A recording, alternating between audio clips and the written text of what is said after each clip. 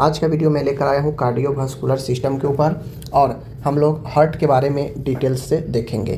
तो आज की वीडियो काफ़ी महत्वपूर्ण है। लॉन्ग क्वेश्चन में एग्जाम में पूछता है कार्डियोवास्कुलर या हार्ट के हृदय के संरचना के बारे में और उसके कार्यों के बारे में। तो हम लोग डिटेल्स में इसको आज पढ़ेंगे। ओके, चलिए सबसे पहले जानते हैं कार्डियोवास्कुलर होता क्या है। कार्डियो का मतलब होता है हृदय और वास्कुलर का मतलब होता है वाहिका। हृदय वाहिकीय तंत्र, जिसमें हृदय भी हो, वाहिकीय हो यानी नली हो और उस नली के अंदर दौड़ रहा ब्लड, ये तीन चीज़ मिलकर कार्डियोवास्कुलर सिस्टम बनाता है। ठीक है, परिचय इसका जान लीजिए। तो कार्डियोवास्कुलर सिस्टम, अब चूंकि सिस्टम है तो यह एक तंत्र है, ठीक है, जो एक रक्त के माध्यम से ऑक्सीजन, पोषक तत्व, हार्मोन तथा अन्य आवश्यक पदार्थों को शरीर की कोशिकाओं तक पहुंचाता है और अपशिष्ट पदार्थों को हटाता है। ठीक है, तो कार्डियोवास्कुलर का मेनली काम है, यह एक तंत्र के रूप में काम करता है जिसमें अलग अलग ऑर्गेन होते हैं। तंत्र का मतलब ही होता है अलग अलग अंग मिलकर एक सिस्टम का निर्माण करता है। ठीक है ना। तो इस सिस्टम के माध्यम से जो रक्त होता है वह रक्त ऑक्सीजन, पोषण तत्व, हार्मोन और अन्य आवश्यक पदार्थ जो शरीर के लिए जरूरी होता है शरीर के कोशिकाओं तक पहुंचाता है और अपशिष्ट पदार्थों को हटाता है। तो बेसिकली इस परिसंचरण तंत्र का मतलब होता है कि ब्लड को इधर से उधर भेजना पूरे शरीर में कोशिकाओं के लिए, जो ब्लड अपने साथ ऑक्सीजन, पोषक तत्व, हार्मोन और अन्य सभी आवश्यक पदार्थों को ले जाता है। ठीक है, और साथ में अपशिष्ट पदार्थों को अलग करने का भी काम यह करता है। ठीक है, तो यही कार्डियोवास्कुलर सिस्टम होता है। ठीक है ना। कार्डियोवास्कुलर सिस्टम मुख्य रूप से तीन भागों से मिलकर बना है। जब ये भाई और ये सिस्टम है, तंत्र है, तो मैं हर बार बताता हूँ सिस्टम अकेला अंग मिलकर नहीं बना सकता है, उसमें 2, 3, 4 अंगों, एक से अधिक अंग मिलकर बनेगा। तो यहाँ भी कार्डियोवास्कुलर है, तो कार्डियो मतलब हृदय, हृदय होगा। ठीक है, वास्कुलर मतलब रक्त वाहिनीय होता है और रक्त वाहिनी के अंदर जो कार्डियोवास्कुलर जो पूरा निर्माण होता है वह बेसिकली ब्लड सप्लाई के लिए ही होता है, जिस ब्लड में पोषक तत्व, ऑक्सीजन, हार्मोन और अन्य आवश्यक पदार्थ जो शरीर के लिए आवश्यक होता है रक्त के थ्रू अन्य कोशिकाओं तक पूरे बॉडी में पहुँचता है। ठीक है, अब इसमें हार्ट का रोल ये है कि जो ब्लड होता है उससे क्या करता है, पूरे अंग तक पंप करता है। ठीक है, और फिर वापस जो है अशुद्ध ब्लड को इकट्ठा करके ऑक्सीजन के लिए जो है भेजता है फेफड़ा की तरफ। फेफड़ा से ऑक्सीजन ब्लड को मिलता है, फिर हार्ट में ऑक्सीजनेट आता है ब्लड और फिर वो उस ऑक्सीजनेट ब्लड को हार्ट पूरे बॉडी में भेजता है। ठीक है, तो हार्ट का काम है ब्लड को इधर से उधर जो है पंप करके भेजना। रक्त का काम है अपने साथ सारे खाद्य पदार्थ, पोषक तत्व, ऑक्सीजन, हार्मोन, अन्य आवश्यक तत्वों को पूरे शरीर के अन्य हिस्सों तक पहुंचाना। और ब्लड वेसल्स का काम है, यह एक रास्ता प्रदान करता है जिसके थ्रू ब्लड जो है शरीर के अन्य अंगों तक जो है सप्लाई करता है। ठीक है, तो ये तीन जो है आपके अंग कार्डियोवास्कुलर का निर्माण करता है। अब बात यहाँ पे आती है हार्ट, हृदय। पूरी जानकारी विस्तार से जानिए हार्ट के बारे में, क्योंकि कार्डियोवास्कुलर में ब्लड के बारे में भी पूछेगा तो ब्लड ऑलरेडी मैं पढ़ा चुका हूँ। मैं आपको ब्लड वेसल्स के बारे में पढ़ाऊंगा जिसमें वेन, आर्टरी और कैपिलरी जाता है, तो उसको मैं अलग पढ़ाऊंगा। अभी मैं हार्ट के बारे में आपको पढ़ाता हूं, चूँकि लॉन्ग क्वेश्चन में हार्ट के बारे में पूछता है, हृदय के बारे में, कि हृदय के डायग्राम सहित जो है वर्णन करें। देखिए, हृदय शरीर का सबसे महत्वपूर्ण अंग है। यह एक वाइटल जैविक अंग है। यह एक मांसपेशीय पंप, मस्कुलर पंप है। ठीक है, यह एक मसल्स का बना हुआ यह एक खोखला जो है ऑर्गेन होता है जो बिना रुके, बिना थके 24 आवर काम करता है और रक्त को पूरे शरीर में पंप करता है, रक्त को पूरे शरीर में पंप करता है, भेजता है। ठीक है, तो यही जो है आपका हार्ट होता है। हार्ट एक मसल्स, चिकनी मसल्स के बनी हुई खोखला ऑर्गेन है। बंद मुट्ठी के समान इसकी आकृति होती है जो 24 आवर बिना रुके काम करते रहता है। अगर हार्ट रुक गया तो बॉडी ही रुक जाएगा, जीवन ही रुक जाएगा। इसलिए हार्ट बिना रुके 24 आवर अपना काम करते रहता है। समझ गए। अब यहाँ पे हृदय का लोकेशन, ठीक है, अलग अलग मैं बांट दिया हूँ लिखने के लिए। आप जो है लगातार हृदय के परिचय में भी लिख सकते हैं। हृदय का लोकेशन जो है थोरेटिक कैविटी में होता है। समझ गए, जो थोरेसिक कैविटी होता है जिसे वक्ष गुहा कहते हैं, हृदय उसी गुहा में उपस्थित होता है। पूरे बॉडी का ऑर्गेन जो होता है वह किसी न किसी कैविटी में उपस्थित होता है। ठीक है, जैसे ब्रेन हमारा क्रेनियल कैविटी में है, ठीक है ना, एब्डोमल जो है एब्डोमिनल कैविटी में है, बात समझ गए ना। तो इसी प्रकार से अलग अलग कैविटी है, ठीक है। तो उसी कैविटी में हमारा फेफड़ा जो है प्लूरल कैविटी में है, पता है। तो हृदय उसी प्रकार से थोरेसिक कैविटी में है। ओके, चलिए। तो हृदय का स्थान थोरेसिक कैविटी है। यह दोनों फेफड़ा जो होता है, ये दोनों फेफड़ा के जो है बीच में यहाँ पे होता है, समझ लीजिए ये हार्ट होता है, दोनों फेफड़ों के बीच में होता है, थोड़ा बाईं ओर झुका हुआ होता है, समझ गए। हार्ट हमारा लेफ्ट साइड में होता है, छाती के लेफ्ट साइड में, दोनों फेफड़ों के बीच में ही होता है, लेकिन जो लेफ्ट साइड का फेफड़ा होता है उससे ज़्यादा क्लोज होता है, ज़्यादा नज़दीक होता है, ठीक है। और बाईं तरफ हार्ट थोड़ा सा झुका हुआ होता है। ओके, स्टर्नम जिसे हम लोग छाती ब्रेस्ट बोन भी बोलते हैं, छाती की हड्डी के पीछे होता है, समझ गए। यह स्टर्नम छाती की हड्डी के पीछे होता है, इसीलिए यह क्या होता है, इससे सुरक्षा भी मिलता है इस हड्डी से। तो ये लोकेशन जान गए कि कहाँ होता है। आगे है यहाँ पे हृदय का आकार और वजन। जब आप डिटेल्स लिखते हैं हृदय के बारे में तो उसका आकार और वजन भी पूछता है। तो इसका आकार लगभग एक मुट्ठी के समान, बंद मुट्ठी के समान होता है, ठीक है। इसका वजन पुरुष में ज़्यादा और महिलाओं में थोड़ा सा कम होता है। पुरुषों में यह वजन अगर जो है 280 से लेकर 340 ग्राम होता है, वहीं पर महिलाओं में यह वजन 230 से 280 ग्राम होता है। एवरेज मैं मान के चलूँ तो कुल मिला के इसका एवरेज वजन जो है 260 से लेकर 280 जो है एवरेज हम लोग कह सकते हैं, ठीक है। तो इसका वजन अलग अलग जो है व्यक्ति में अलग अलग होता है, लेकिन एवरेज 280 हम लोग मानकर 260 से 80 मानकर चलते हैं। ओके, अब यहाँ पे बात आती है हृदय के लेयर, ठीक है। अब चूंकि हृदय के हम लोग बनावट की तरफ चल रहे हैं, ठीक है। हृदय के लोकेशन, हृदय के बारे में तो जान गए। अब हम लोग जानते हैं हृदय के परत, जो हृदय बना है कितने लेयर में बना है। देखिए, हृदय एक मसल्स, मांस का, उसमें कोई हड्डी नहीं होता है, तो जो मांस है वह अलग अलग लेयर में बना है, ठीक है। हृदय की दीवार 3 परतों से बनी होती है। हृदय की दीवार 3 परत से बना है। कौन कौन परत है? पहला परत है हृदय का, जिसे हम लोग पेरिकार्डियम बोलते हैं। हृदय का सबसे ऊपरी लेयर जो होता है वह पेरिकार्डियम होता है। संरचना में सबसे ऊपरी लेयर पेरिकार्डियम, ठीक है। पेरिकार्डियम की बात कहा जाए तो यह बाहरी सुरक्षा थैली है। यह सबसे हृदय की बाहरी परत है जो 2 परतें में होती है। ओके, बीच में पेरिकार्डियल फ्लूइड होता है, समझ गए। इसी पेरिकार्डियम के बीच में पेरिकार्डियल फ्लूइड होता है जो चिकनाई प्रदान करता है, ठीक है।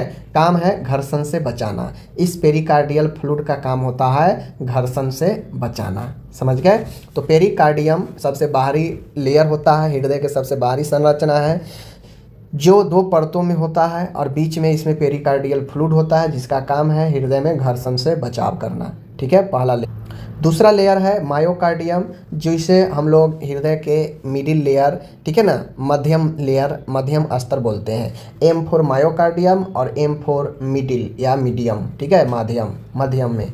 तो यह सबसे मोटी परत होती है, यह सबसे मोटी परत होती है, बीच वाला परत मांसपेशीय परत ये होता है, यही पंपिंग करता है। मायोकार्डियम ही जो है ब्लड को पंप करने में मजबूती प्रदान करता है, क्योंकि यही सबसे मोटा लेयर में होता है और यही ब्लड पंप करने में मदद करता है। इसीलिए जो हार्ट अटैक आता है तो मायोकार्डियम में ही आता है, ठीक है।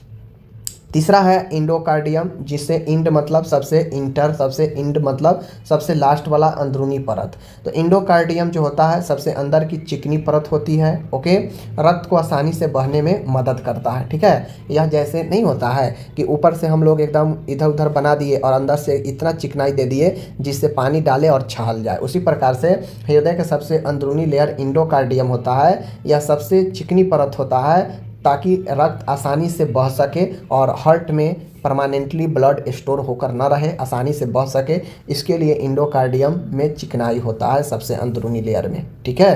तो ये जो है आपको क्या होता है, 3 लेयर में हमारा हार्ट बना होता है, आपको जानना चाहिए।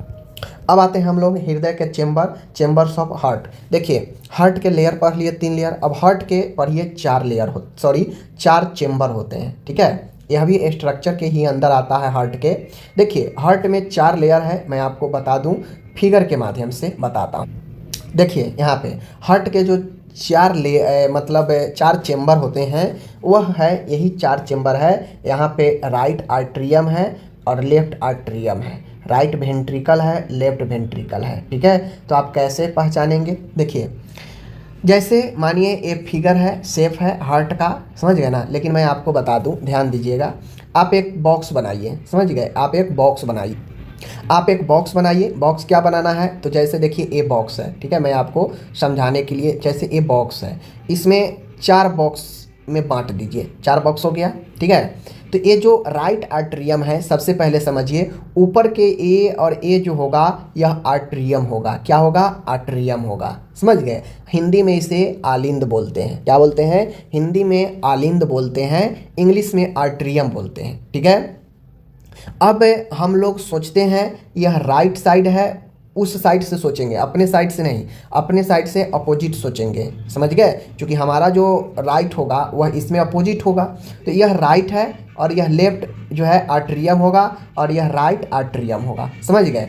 उसी प्रकार से निचला दोनों वेंट्रिकल है, देखिए ए वेंट्रिकल और ये वेंट्रिकल, बस अंतर है तो यह राइट वेंट्रिकल और यह लेफ्ट वेंट्रिकल, ठीक है। तो यही चीज़ें यहाँ पे है, राइट आर्टरियम और राइट वेंट्रिकल, यानी सीधा समझिए नीचे वाला दोनों जो है वेंट्रिकल है, ऊपर वाला दोनों आर्टरियम है, बस दायां बायां का फर्क है, बात समझ गए।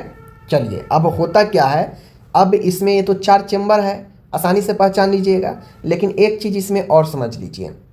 समझना क्या है, तो ये जैसे हमारे शरीर से ब्लड पहले आता है इस राइट आर्टरियम में, यहाँ आता है, ठीक है, यहाँ से ब्लड जो है आता है बॉडी से डीऑक्सीजनेट ब्लड, जिसमें ऑक्सीजन नहीं होता है, वह ऑक्सीजन के लिए सबसे पहले हार्ट में आता है, तो वह राइट आर्टरियम में आता है, ठीक है। राइट आर्टरियम में आने के बाद यहाँ पे वाल्व होता है, ये जो देख रहे हैं ना, ये वाल्व है, ये वाल्व है, इस वाल्व के थ्रू ब्लड यहाँ आता है राइट आर्टरियम में जमा हुआ, फिर ब्लड जो है यहाँ पे वाल्व खुलता है और ब्लड इसमें आता है, राइट वेंट्रिकल में आता है, ठीक है।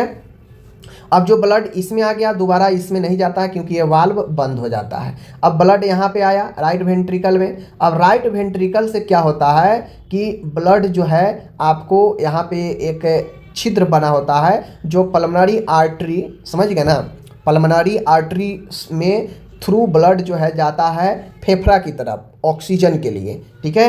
अब ऑक्सीजन के लिए जब ब्लड ऑक्सीजन ले लेता है फेफड़ा से, तो फिर ब्लड जो है आता है लेफ्ट आर्टरियम में, फिर से ऊपर आता है और यह ब्लड ऑक्सीजनेट होता है। इसमें जो ब्लड आता है वह डीऑक्सीजनेट होता है, उसमें ऑक्सीजन नहीं होता है, लेकिन इसमें आया, फिर इसमें आया चैम्बर में और इधर से निकल गया फेफड़े की तरफ, ठीक है, पल्मोनरी आर्टरी से, समझ गए। अब जब फेफड़ा की तरफ गया ऑक्सीजन ले लिया तो वह बन गया ऑक्सीजनेट ब्लड।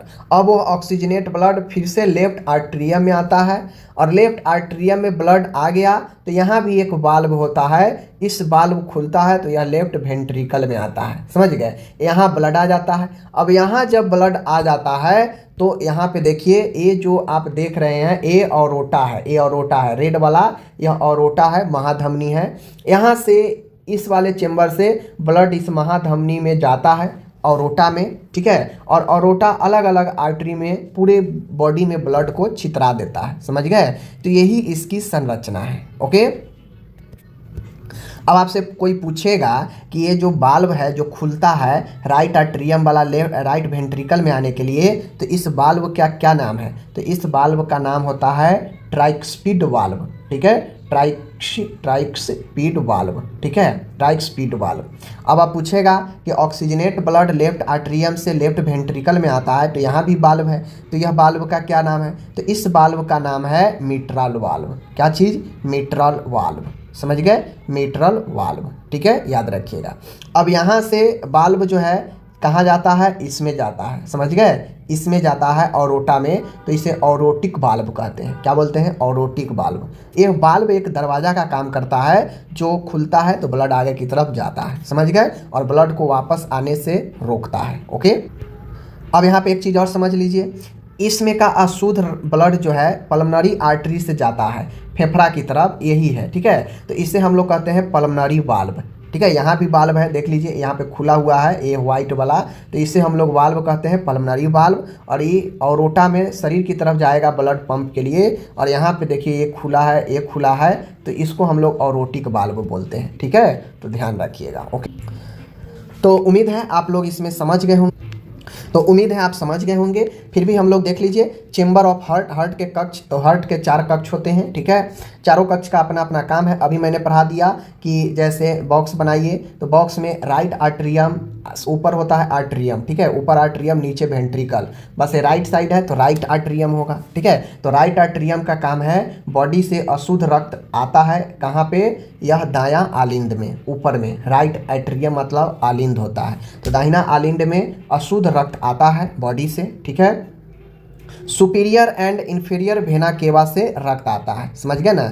ये जो आप लोग देखे हैं ये 4 चेंबर, ये जो राइट आर्टरियम है, इसमें जो बॉडी से अशुद्ध ब्लड आता है वह किसके थ्रू आता है, सुपीरियर और इन्फीरियर वेना केवा से आता है। तो इसमें जो नली आता है वह इन्फीरियर और सुपीरियर वेना केवा होता है, याद रखिएगा, जो अशुद्ध ब्लड लेकर राइट आर्टरियम में आता है। यहाँ आने के बाद फिर से ये खुलता है और यहाँ आता है, ठीक है, यहाँ आता है। तो इसे नीचे वाले को वेंट्रिकल बोलते हैं, लेकिन दोनों एक साइड है तो राइट साइड ये होगा, तो ये राइट वेंट्रिकल होगा, ठीक है। अब यहाँ से ब्लड पल्मोनरी आर्टरी के थ्रू जाता है, पल्मोनरी वाल्व खुलता है यहाँ पे, यह पल्मोनरी आर्टरी के तरफ जाता, पल्मोनरी के तरफ जाता है, पल्मोनरी आर्टरी के थ्रू ऑक्सीजन के लिए, ओके।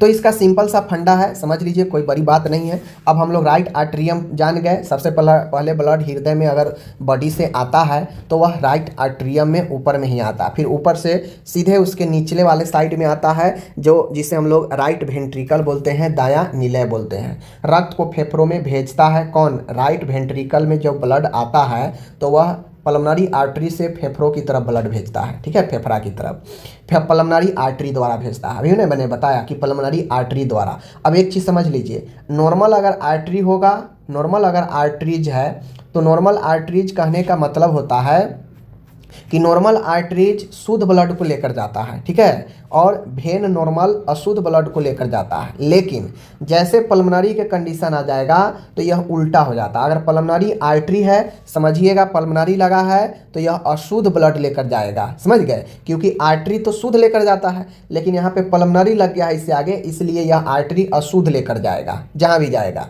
और भेन के कंडीशन में भी सेम उल्टा होता है। भेन अगर नॉर्मल भेन है, सीधा भेन है, तो वह अशुद्ध बॉडी में प्रवेश करा रहा है, घूम रहा है अशुद्ध लेकर, लेकिन जैसे ही पल्मोनरी भेन आएगा तो उस कंडीशन में यहाँ से उल्टा हो जाएगा।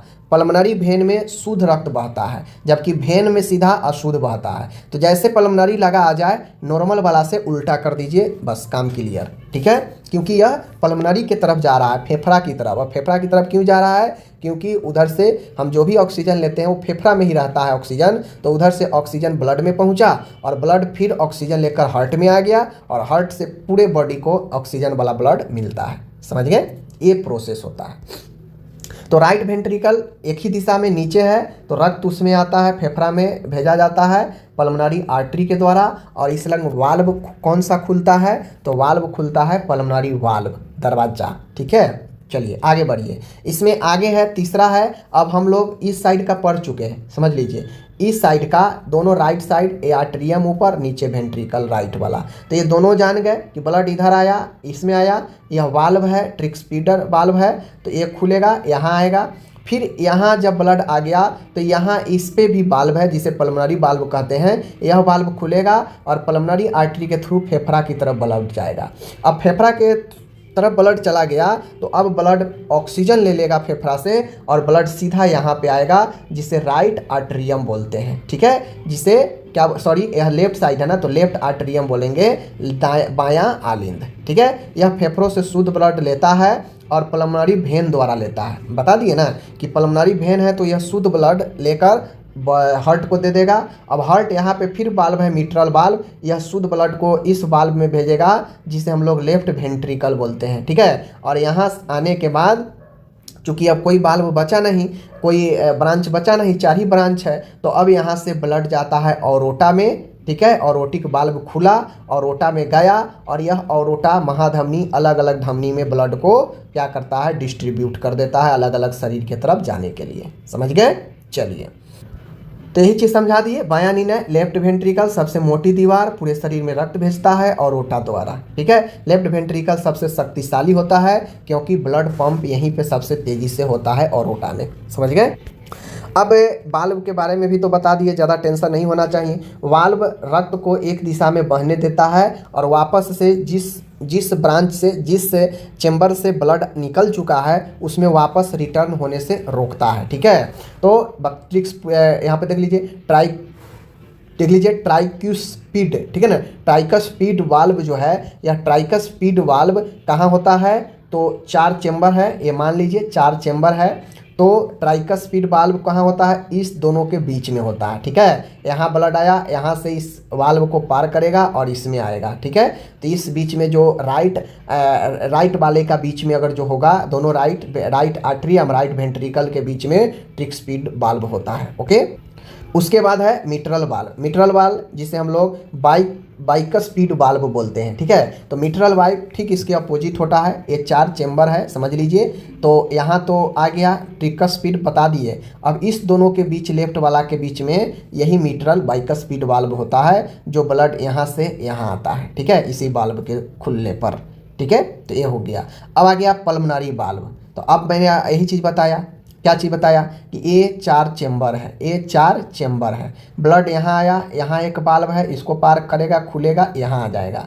अब ब्लड यहाँ से फेफड़ा की तरफ जाना है, तो यहाँ भी तो कोई ना कोई दरवाज़ा काम कर रहा है। तो ये जो दरवाज़ा है यही पल्मोनरी वाल्व है, जो पल्मोनरी आर्टरी में ब्लड को भेजता है और फेफड़ा की तरफ जाता है ब्लड। ठीक है, ऑरोटिक वाल्व कौन सा होता है, ऑरोटिक वाल्व। तो ये ऑरोटिक वाल्व जो होता है, यह ऑरोटा और लेफ्ट वेंट्रिकल के बीच में होता है। बात समझ गए, लेफ्ट वेंट्रिकल के बीच में और ऑरोटा के बीच में होता है। देखिए यहाँ पे लेफ्ट वेंट्रिकल और ऑरोटा के बीच में। ठीक है, वाल्व खराब होने पर रक्त उल्टा बह सकता है। जो ये बल्ब मैंने बताया दरवाज़ा, अगर वो खराब होगा तो ब्लड जो आगे जाएगा वह पीछे भी आ जाएगा, या जो डीऑक्सीजनेट बल्ब होगा वो ऑक्सीजनेट ब्लड में मिलने लगेगा। तो वाल्व का होना बहुत मजबूत होता है। अब यहाँ पे एक चीज़ समझ लीजिए, हमारे हार्ट को भी ब्लड चाहिए। ठीक है, तो हार्ट को ब्लड जो चाहिए, वह हार्ट को ब्लड की आपूर्ति राइट कोरोनरी आर्टरी और लेफ्ट कोरोनरी आर्टरी से ब्लड सप्लाई होता है, दोनों साइड में। यदि इनमें ब्लॉकेज हो जाए तो हार्ट अटैक हो सकता है। तो यही कोरोनरी आर्टरी जो ब्लड को हृदय तक पहुंचाता है, क्योंकि हृदय भी एक मसल्स ऑर्गेन है, तो वह तो पंप करता ही है, लेकिन उसको भी तो जो है ब्लड और ऑक्सीजन मिलना चाहिए। तो जो हृदय को ब्लड पहुंचाने वाला है वह कोरोनरी आर्टरी होता है। समझ गए चीज़ को।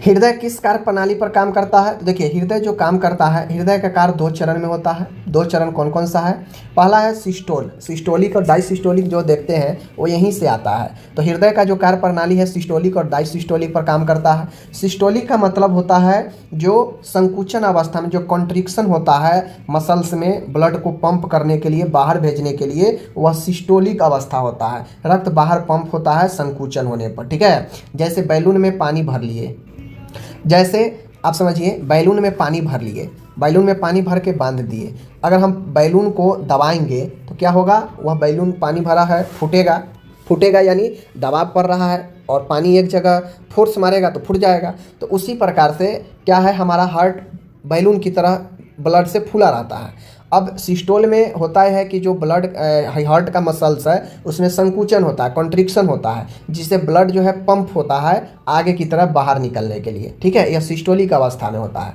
लेकिन डायसिस्टोलिक जो होता है यह विश्राम अवस्था में होता है। इसका कार्य विश्राम की अवस्था में होता है और यह रक्त अंदर भरता है, जिससे रक्त जो है हार्ट फैलता है और ब्लड जो है हार्ट में फुल होता है। ठीक है, तो यह सिस्टोल की अवस्था में। सीधा समझिए, अगर सिस्टोलिक होगा संकुचन अवस्था, कॉन्ट्रिक्शन अवस्था, और डायसिस्टोलिक होगा रेस्ट स्टेज में, विश्राम की अवस्था में, जब ब्लड उसमें फील होता है हार्ट में। ओके, अब आपसे कोई पूछ सकता है कि भाई हृदय का क्या क्या काम है, हृदय का काम बताएं। देखिए, तो हृदय के काम आप खुद से भी देख लीजिए, आपका हृदय क्या क्या काम करता है। हृदय का काम होता है ब्लड पंप करना। ठीक है, हृदय का काम होता है ब्लड को ऑक्सीजनकृत ब्लड को जो है प्राप्त करना। ठीक है ना, हृदय का काम होता है कि यह ब्लड को अन्य अंगों तक सप्लाई करता है। हृदय का काम होता है ब्लड में ऑक्सीजन जो है फिल करना। ठीक है ना, क्योंकि जब तक हार्ट पंप नहीं करेगा तो कैसे फेफड़ा की तरफ जाएगा। फेफड़ा की तरफ जाएगा नहीं तो ऑक्सीजन वाला ब्लड कैसे आएगा? तो हृदय का काम ऑक्सीजन फिल करना भी जो है पंप करना भी है, ब्लड को अन्य हिस्सों तक पहुंचाना भी है, और इसका काम जो है हमारे बॉडी को ब्लड सप्लाई में महत्वपूर्ण भूमिका होता है, ठीक है ना। यह ब्लड प्रेशर में भी जो है भूमिका निभाता है, समझ लीजिए, सीधा सीधा बात है तो। और यह जीवन के लिए काफ़ी महत्वपूर्ण ऑर्गेन होता है, क्योंकि यह वाइटल ऑर्गेन है। यह सूचित करता है कि कब हमारा स्वास्थ्य स्थिर है और कब अस्थिर है। तो बहुत सारा काम है हृदय का, आप खुद भी लिख सकते हैं, ठीक। सबसे छोटा और सबसे बेसिक यूनिट शरीर का सेल होता है, लेकिन सेल से आगे बढ़ते हैं, ऊपर जाते हैं तो टिश्यू मिलता है, ऊतक मिलता है, जो कि कोशिका सेल का ही ग्रुप होता है। अलग अलग प्रकार के जो सेल होते हैं, जैसे आदमी में ही हैं, तो आदमी में ही अलग अलग प्रकार के लोग होते हैं, ठीक है। कुछ लोग ऐसे होते हैं जो आप जैसे मान के 20 लोग हैं, ठीक है, 20 लोग हैं। इस 20 लोग में से आपको 4 लोग ऐसे मिलेंगे जो सब एक मिजाज का होगा, इसमें 4 लोग ऐसे मिलेंगे जो आपको एक मिजाज का होगा, 5 ऐसे मिलेंगे जो एक मिजाज का होगा, कुछ ऐसे मिलेंगे जो एक मिजाज का होगा। तो कहने का मतलब है कि जैसे ये 4 व्यक्ति एक मिजाज का है तो ये एक ग्रुप बना लेगा अपना, सब मिलकर एक ग्रुप बना लेगा। तो बेसिकली इसमें जो 4 आदमी हैं एक मिजाज का, एक तरीके के सोचने वाला, सेम एज, चारों मिलकर एक समूह बना लिया। तो इसी प्रकार से शरीर में हमारे अलग अलग नेचर का सेल है, अलग अलग प्रकृति का सेल है, ठीक है। आपका सबका अपना अपना भूमिका, अपना अपना काम, अपना अपना आकार सबका अलग अलग है। तो उसी में जो सेल जिससे समान रखता है, समान गुण रखता है, समान काम करता है, समान भूमिका निभाता है, समान आकार के होता है, तो ये जो समान वाला होता है तो ये समान इक्वल वाला के साथ मिल जाता है और सब आपस में इक्वल मिलकर एक टिश्यू बना देता है। सब समूह जो भी सेल है वो सब मिलकर ग्रुप बना लिया और वह ग्रुप एक टिश्यू बन जाता है। जैसे यहाँ पे अलग अलग मतलब व्यक्ति तो अलग अलग है, लेकिन सबका गुण धर्म सोच ये सब एक है, तो वो सब एक ग्रुप में है, मतलब एक ग्रुप बना लिया है। तो उसी प्रकार से जो भी सेल गुण धर्म में, आकार में, शेप में समान होता है वो एक ग्रुप बना लेता है और वो ग्रुप टिश्यू के रूप में हो जाता है। समझ रहे बातों को? तो यही टिश्यू होता है, ठीक है। तो आज हम लोग टिश्यू के बारे में देखेंगे, कितने प्रकार के टिश्यू हमारे बॉडी में होते हैं, किस टिश्यू का कहाँ पे बॉडी में रोल है, ठीक है।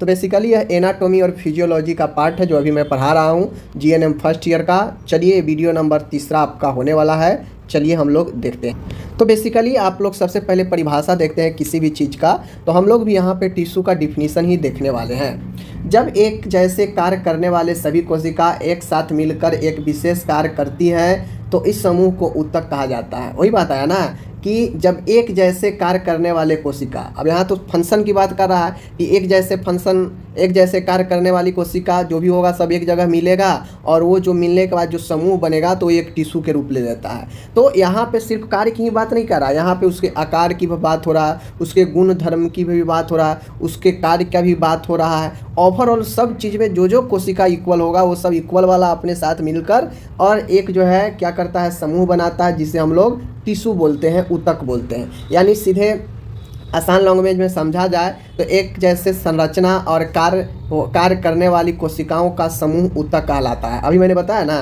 कि एक जैसे संरचना मतलब एक जैसे आकार और एक जैसे काम करने वाले कोशिकाओं के समूह को ऊतक कहते हैं। मतलब जो भी, जैसे हमने अभी बताया ना एग्जाम्पल में कि 4 व्यक्ति का 20 व्यक्ति है, लेकिन 20 व्यक्ति में अलग अलग 3, 4, 5 के ग्रुप में अलग अलग व्यक्ति है जो एक दूसरे से समान रखता है। तो जो एक दूसरे से एक जैसे है, उसका काम, चाल चलन, उसका देखने में एक जैसे, वो एक साथ मिल जाएगा। जो जिसके साथ एक जैसे है, सिंपल में है, ठीक है ना।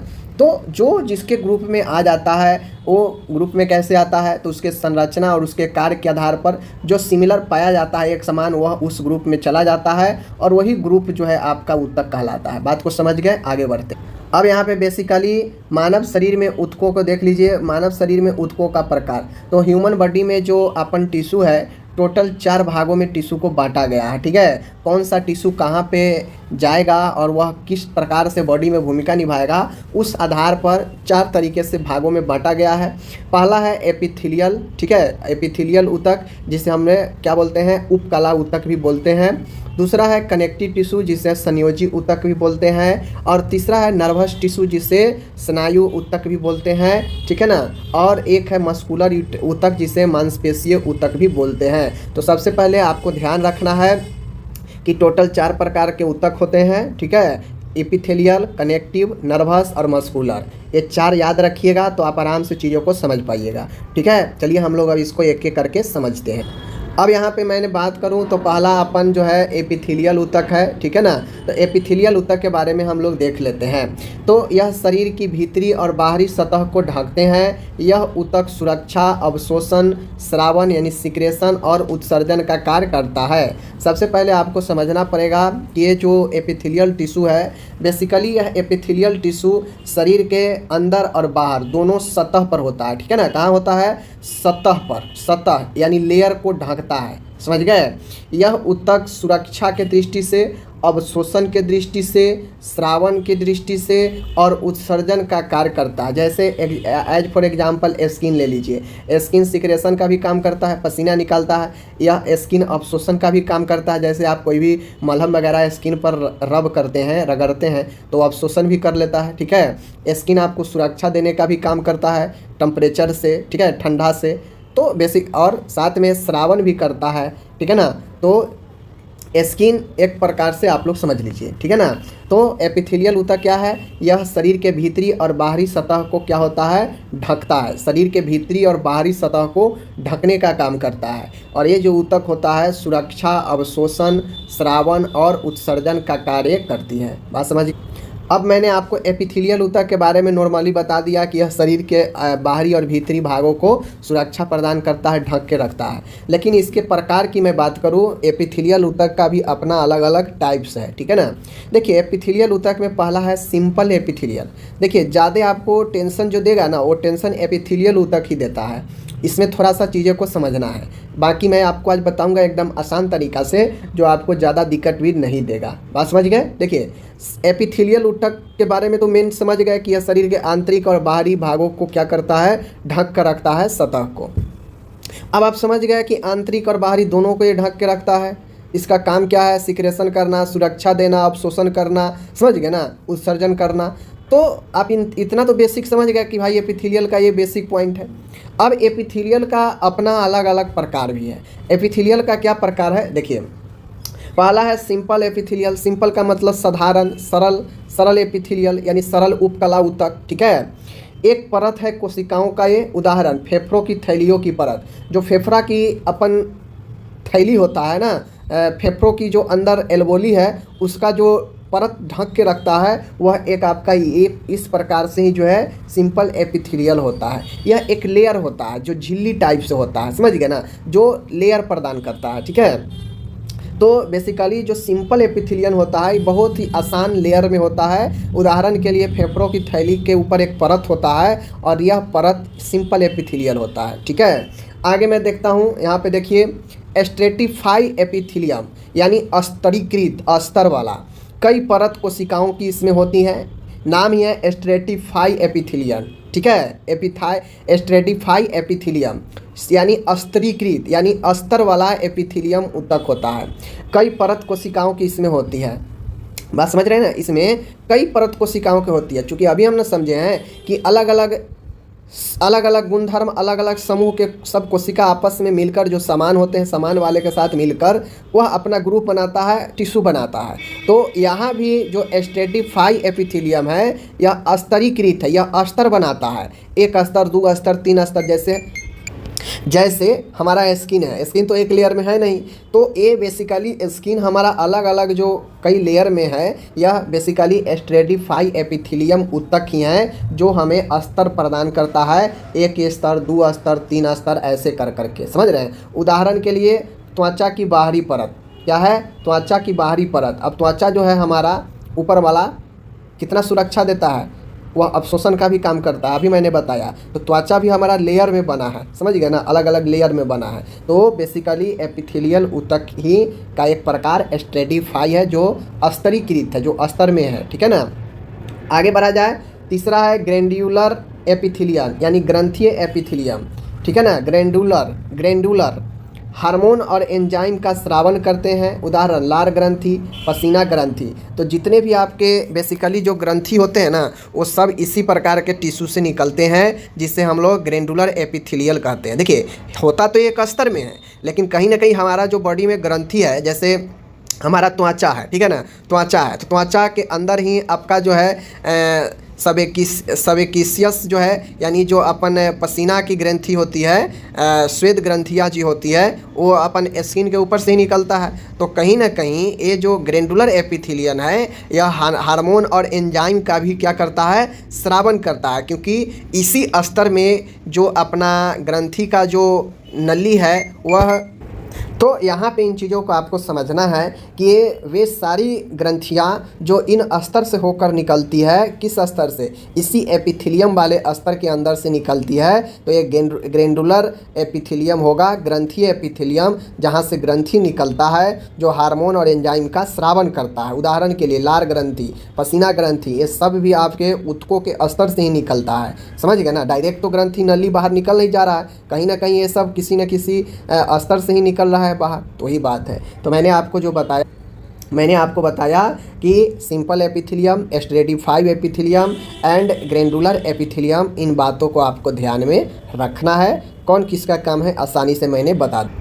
अब बात आती है कनेक्टिव टिश्यू की, संयोजी ऊतक की। अब देखिए कनेक्टिव टिश्यू एक महत्वपूर्ण टिश्यू है, ठीक है ना। कनेक्टिव टिश्यू अपन संयोजी ऊतक, संयोजी मतलब क्या होता है, जुड़ना, कनेक्टिव यानी एक दूसरे से कनेक्शन वाला। यह ऊतक शरीर के विभिन्न अंगों को जोड़ते हैं, सहारा देते हैं और उनकी सुरक्षा करते हैं। एपिथेलियम का काम है वह अस्तर प्रदान करना, ठीक है ना, अस्तर लेयर प्रदान करना, अलग अलग जगहों को सुरक्षा देता है, ढक के रखता है लेयर बना के। जहाँ जहाँ लेयर की आवश्यकता होगी सब जगह वह लेयर बना के रखता है। जैसे पेट में भी एक लेयर हमारा अंदर से है, तो वहाँ भी लेयर में एपिथेलियम काम में आता है, समझ गए। वहाँ भी तो हार्मोन सिक्रेशन होता है एक लेयर से। फेफड़ा के एल्बोली को चारों तरफ से लेयर दे के रखता है, ठीक है ना, या फेफड़ा को भी जो है कवर करके रखता है। आपको पता है ना, फेफड़ा को भी कवर करता है प्लूरा, पता है ना। उसी प्रकार से स्किन भी एक लेयर प्रदान करता है बॉडी को सुरक्षा। तो जहाँ लेयर की बात आएगी समझ जाइएगा यह एपिथेलियम टिश्यू है, समझ गए। भले वो सिंपल हो, स्ट्रेटिफाई हो या ग्रैंडुलर हो, वो बातें अलग है, लेकिन वो होगा कौन सा, आपका एपिथेलियन ऊतक ही। लेकिन जहाँ भी कनेक्शन की बात आ जाएगी, एक दूसरे से जुड़ने की बात आ जाएगी, तो वो जो होगा कनेक्टिव टिश्यू होगा। यह ऊतक शरीर के विभिन्न अंगों को जोड़ते हैं, मतलब जहाँ भी जोड़ने की बात आ जाएगी, ज्वाइंट की बात आ जाएगी, शरीर के अंगों को मिलाने की बात आ जाएगी, तो वहाँ पे कनेक्टिव टिश्यू काम करेगा। लेकिन जहाँ पे अस्तर की बात करेगी, जहाँ पे आपको जो है लेयर की बात होगी, तो वहाँ पे एपिथेलियन ऊतक आएगी और वह लेयर बाय लेयर चीज़ों को बनाता है, समझ गए। तो कनेक्शन की बात आ जाएगा, बॉडी पार्ट को जोड़ने का, हिस्सा को जोड़ कर बनने का, तो वहाँ पे कनेक्टिव टिश्यू का पार्ट आ जाएगा। अस्तर की बात आ जाएगी तो वहाँ पे एपिथेलियन टिश्यू की बात आ जाएगी, सीधा सी बात है, ठीक है। चलिए, यह ऊतक शरीर के विभिन्न अंगों को जोड़ता है। क्यों जोड़ता है भाई, क्योंकि यह कनेक्टिव टिश्यू नाम ही है, कनेक्ट करता है एक से दूसरे को। यह कनेक्ट करके सहारा देता है और उनकी सुरक्षा भी करता है, समझ गए। चलिए देखिए कैसे। अब इसका अलग अलग प्रकार है भाई, कनेक्टिव टिश्यू का अपना अलग अलग प्रकार है। क्या प्रकार है, पहला अपन ब्लड है। ब्लड एक क्या है, ब्लड एक क्या है, सब लोग पढ़े हैं। कनेक्टिव क्या है, ब्लड क्या है, ब्लड सब लोग को पता है कि यह एक तरल संयोजी ऊतक है। क्या है, ब्लड एक तरल संयोजी ऊतक है। इसमें आरबीसी भी है, डब्ल्यूबीसी है, प्लाज्मा भी है, ये सब सेल ही है। डब्ल्यूबीसी क्या है, सेल है। आरबीसी क्या है, सेल है। बात समझ रहे हैं ना। तो बेसिकली प्रमुख प्रकार रक्त है। रक्त जो है आपको देखने में ऐसे लगता है कि भाई ये जो है ये अपन जो है क्या है, सिर्फ और सिर्फ जो है लिक्विड फॉर्म में ही है, तरल फॉर्म में है। लेकिन एक्चुअल में ब्लड का लगभग जो ब्लड कार्पसल्स का भाग है 40 से 45% वह ठोस भाग होता है, कण के रूप में होता है। और वही कण जो है क्या है, ऊतक है। वही कण क्या है, ऊतक है, जो ब्लड में मौजूद होता है। तो तरल संयोजी ऊतक है। इसका काम है भाई कि यह पोषण करना, गैस परिवहन करना, बॉडी को सुरक्षा देना। तो ये तरल संयोजी ऊतक हमारा जो ब्लड है, ये भी कनेक्शन होकर ही बना है, समझ गए। ब्लड में कोई अस्तर नहीं होता है। अगर अस्तर होता तो एपिथेलियल ऊतक हो जाता, लेकिन इसमें अस्तर नहीं होकर इसमें कनेक्शन होता है, इसमें जुड़ाव होता है, कनेक्शन होता है एक सेल दूसरे सेल से तीसरे सेल से, और ये सेल कनेक्टिव करके ऊतक बनाता है जो तरल संयोजी। अब तरल इसलिए कहा जाता है क्योंकि इसमें कुछ पार्ट तरल का भी होता है और कुछ पार्ट ठोस का होता है। जो ठोस होता है वही ऊतक होता है, जो तरल होता है लिक्विड हो जाता है, इसीलिए इसे तरल संयोजी ऊतक कहा जाता है। बात समझ रहे। जब मैं बात करूँ आगे की, तो आगे है अपन हड्डी, बोन। देखिए हड्डी भी आपका कनेक्टिव टिश्यू आता है, ठीक है। आपसे एग्जाम में पूछेगा कि भाई बताइए हड्डी किस प्रकार का ऊतक है, तो यह एक कनेक्टिव टिश्यू है, समझ गए। हड्डी भी एक दूसरे से मिल कर बना है, इसमें कोई लेयर नहीं होता। हड्डी में अपन लेयर नहीं होता, हड्डी कनेक्शन होता है, जुड़कर बना होता है, ठीक है। तो यह कठोर संयोजी ऊतक होता है। हड्डी तो भाई हार्ड होता ही है।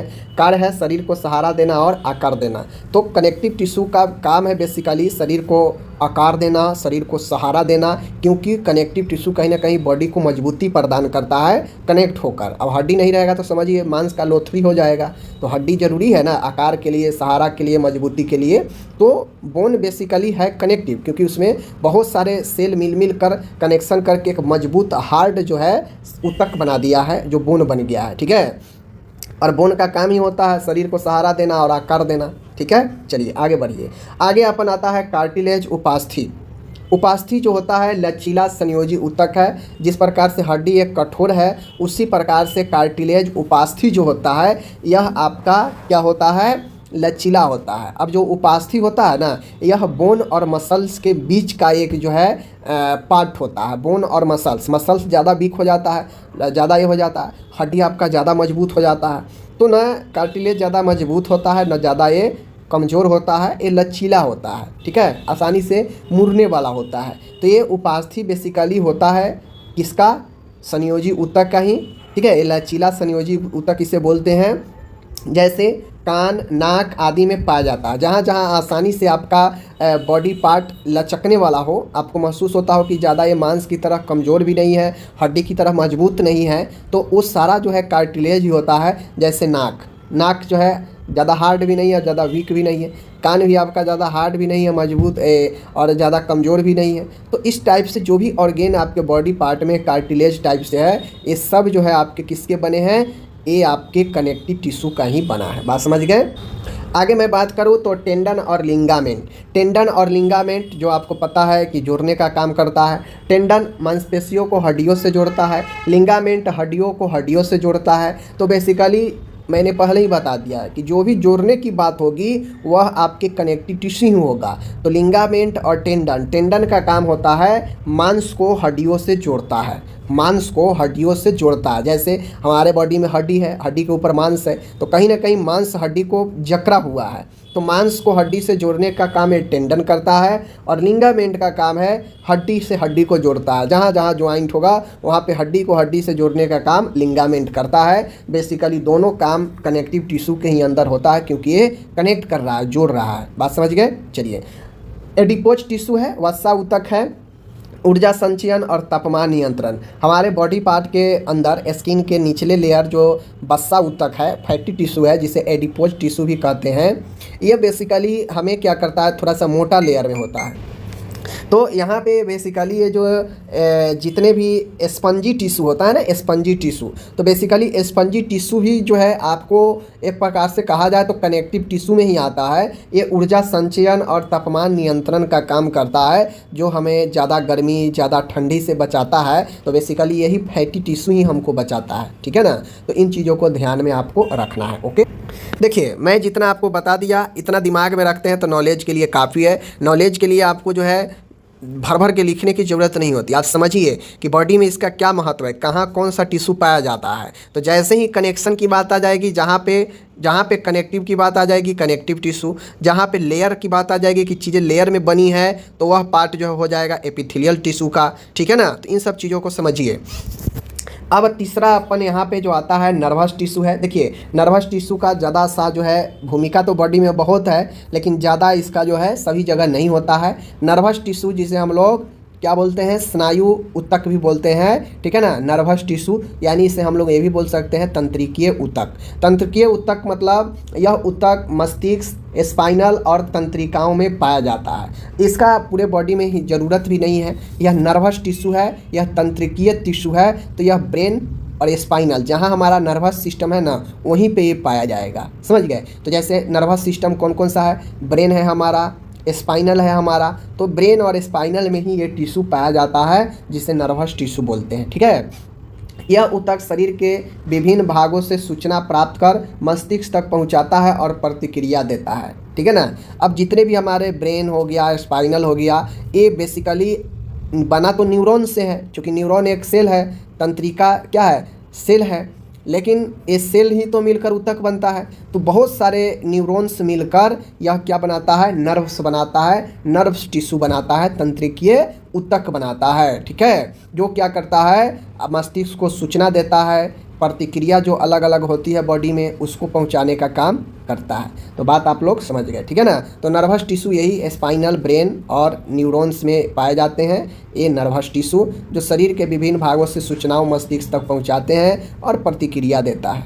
बेसिकली ब्रेन और स्पाइनल में ही सीमित है नर्वस टिश्यू, तो इसका दूसरा रोल अपन बनता भी नहीं है बॉडी में, ठीक है ना। तो इतना ही इसका महत्वपूर्ण है। अब जैसा कि मैंने बताया, इसका मुख्य कोशिका, नर्वस टिश्यू का मुख्य कोशिका न्यूरॉन होता है। यह सूचनाओं को विद्युत संकेत के रूप में ब्रेन तक पहुंचाता है, स्पाइनल तक पहुंचाता है। तो वही न्यूरॉन ही इसका मुख्य कोशिका होता है। अब यहाँ पे इसका लास्ट आपको टिश्यू का बच गया, मस्कुलर टिश्यू यानी मांसपेशीय टिश्यू। मांसपेशीय टिश्यू जो मस्कुलर टिश्यू होता है, यह नाम से स्पष्ट है, मांस वाला टिश्यू।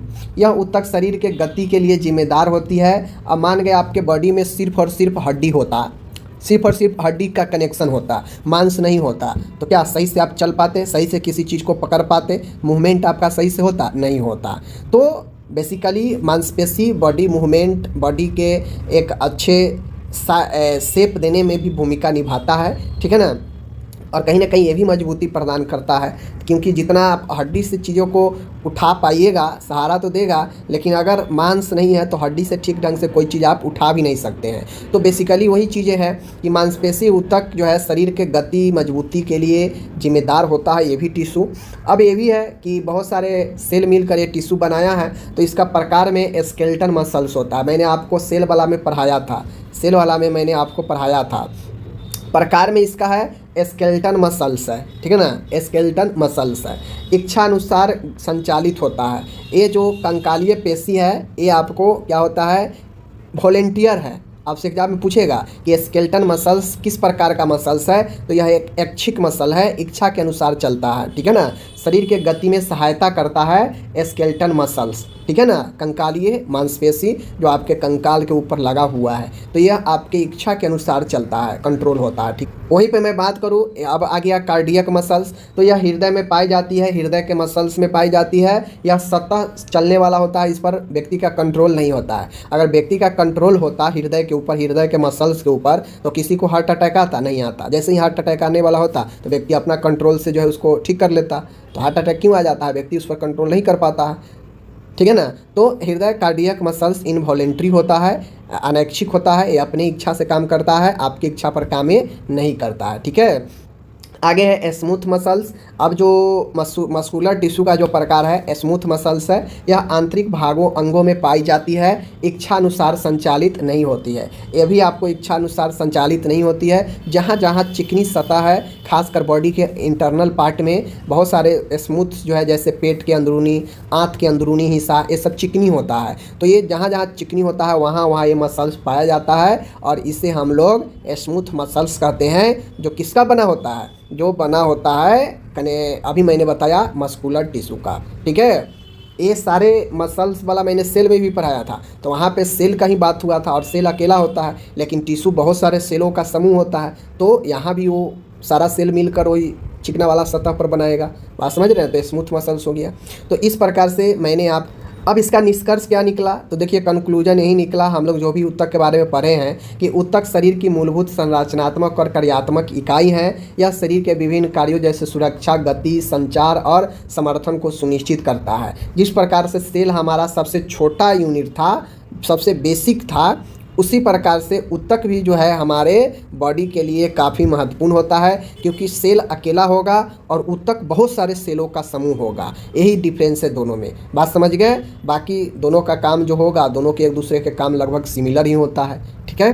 अब एक चीज़ आप लोग समझ लीजिए कि अलग अलग सेल जो है उसका स्ट्रक्चर कैसे होता है। बहुत लोग कहेंगे पिक्चर नहीं दिखाते हैं, पिक्चर देख लीजिए। ये अपन एपिथेलियल टिश्यू है। एपिथेलियल टिश्यू क्या होता है, लेयर में बनता है, ठीक है ना। तो लेयर में देखिए, ये लेयर में बना है, ये सब लेयर में बना है, ठीक है ना। ये लेयर में बना है, ये लेयर में बना है। तो जो लेयर वाला होता है वो आपका एपिथेलियल टिश्यू होता है। जैसे कवर, इंटरनल और एक्सटर्नल सरफेस, जितने भी बॉडी पार्ट, चाहे वो इंटरनल बॉडी पार्ट हो या फिर एक्सटर्नल बॉडी पार्ट हो, उसको ढकने का लेयर में काम करता है। लाइनिंग की तरह वो किसी भी खोखले जगह को ढकने का ऊपर से आवरण देता है, तो यही देता है, ठीक है ना। चाहे वो फेफड़ा के ऊपर भी कवर करता है एक लेयर में, ठीक है ना। आपके हार्ट को भी लेयर करता है, ठीक है ना। आपको एक लेयर जो है बहुत सारे जगहों पर लेयर प्रदान करता है, वो एपिथेलियल टिश्यू होता है। बात समझ रहे हैं। आगे मैं बात करूँ तो नर्वस टिश्यू होता है।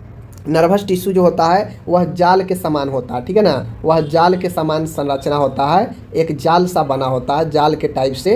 और ये जो है नर्वस टिश्यू होता है जाल के रूप में, जैसे कि आप देख रहे हैं यहाँ पे एक जाल सा है। तो बेसिकली यह जाल की तरह नर्वस टिश्यू होता है, जो आपको सूचना को आदान प्रदान करता है पूरे बॉडी पार्ट में से लेकर मस्तिष्क में, ठीक है। मस्कुलर टिश्यू है जो एकदम स्पंजी होता है, मांस की तरह, ठीक है ना। और देख लीजिए यही मांस की तरह है, ठीक है। ये भी आपका जो है ये मांस वाला टिश्यू होता है। आगे होता है कनेक्टिव टिश्यू। अब इसमें जो टिश्यू होते हैं सब सेल कनेक्शन होता है। देखिए यहाँ पे जितने भी है ये सब एक दूसरे के साथ कनेक्शन होता है, सब एक दूसरे के साथ कनेक्शन होता है सभी सेल का आपस में, इसीलिए इसे कनेक्टिव टिश्यू नाम दिया गया। इसमें सारे जो भी टिश्यू होगा आपस में कनेक्ट रहता है एक दूसरे से, ठीक है। तो ये बेसिकली कहाँ काम करता है, ये सपोर्ट करता है, कनेक्ट करता है अदर ऑर्गेन को, बॉडी को एक दूसरे ऑर्गेन को जोड़ने का काम करता है, बनाने का काम करता है। तो ये आपका जो है पिक्चर हो गया जहाँ पे मैं आपको समझा दिया, ठीक है। धन्यवाद।